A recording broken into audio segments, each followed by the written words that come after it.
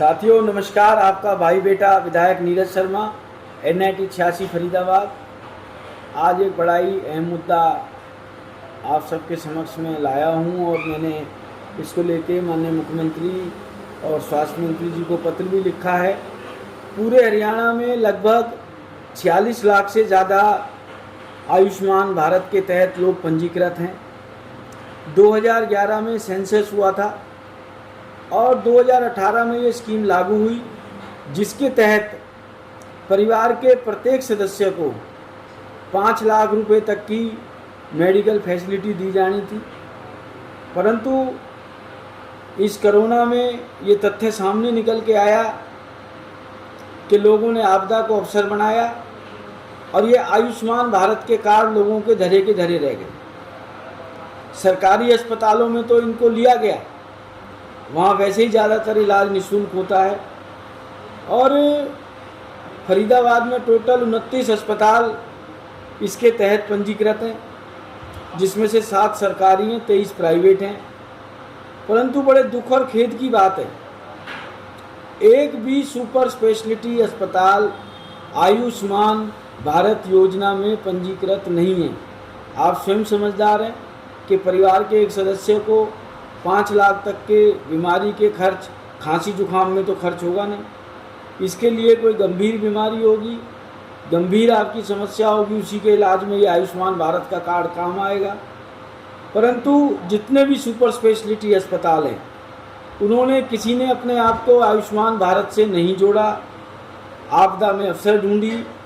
मैंने सरकार को पत्र लिखा है कि जिस भी अस्पताल को आप लाइसेंस दे रहे हो, जब ये सरकार ने, भारत सरकार ने, हरियाणा सरकार ने आयुष्मान कार्ड चालू किया है, तो हर अस्पताल को इसको मानना चाहिए, क्योंकि एक तरफ सरकार दावे करती है कि इस कार्ड के थ्रू आप कहीं पर भी इलाज कर सकते हो, ये पोर्टेबल है। दूसरा, आप कम से कम जिन अस्पतालों को करोड़ों की ज़मीन कौड़ियों के भाव में दी है, उन लोगों ने भी इसको रजिस्टर नहीं किया है। इन्हीं सब मांगों के साथ मैंने सरकार को पत्र लिखा है और मुझे उम्मीद है सरकार इस पे संज्ञान लेगी, जैसे पहले भी मेरी बातों पे संज्ञान लिया।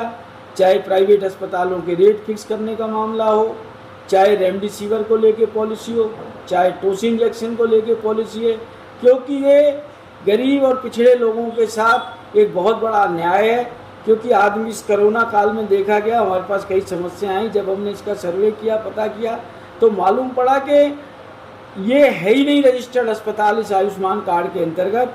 और मैंने सरकार से एक मांग और रखी है कि जो अस्पताल आयुष्मान भारत कार्ड को अपने यहाँ लेता हो, वो अपने यहाँ एक बड़ा सा बोर्ड लगाए कि हाँ, मैं आयुष्मान भारत में पंजीकृत हूँ।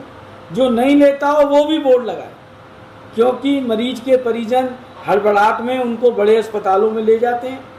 क्योंकि प्रचार प्रसार सरकार इस तरीके से करती है कि इफेंट बट का पता नहीं लगता, और बाद में जब पेशेंट की छुट्टी होने वाली होती है, वो बीमारी से निकल के आता है, तो आर्थिक दबाव में वो मर जाता है और वो कुछ कहने सुनने लायक भी नहीं होता। वो अस्पताल कह देते हैं जी हमने तो आयुष्मान भारत में इसका रजिस्ट्रेशन नहीं कराया। अगर जो अस्पताल के गेट पर ये बोर्ड लगा होगा, तो जो भी बीमार व्यक्ति है, उसके परिजन उसको वहीं लेके जाएंगे जहां पर ये आयुष्मान भारत का कार्ड चलता हो। जय हिंद, जय भारत। आपका भाई, आपका बेटा विधायक नीरज शर्मा, NIT 86 फरीदाबाद।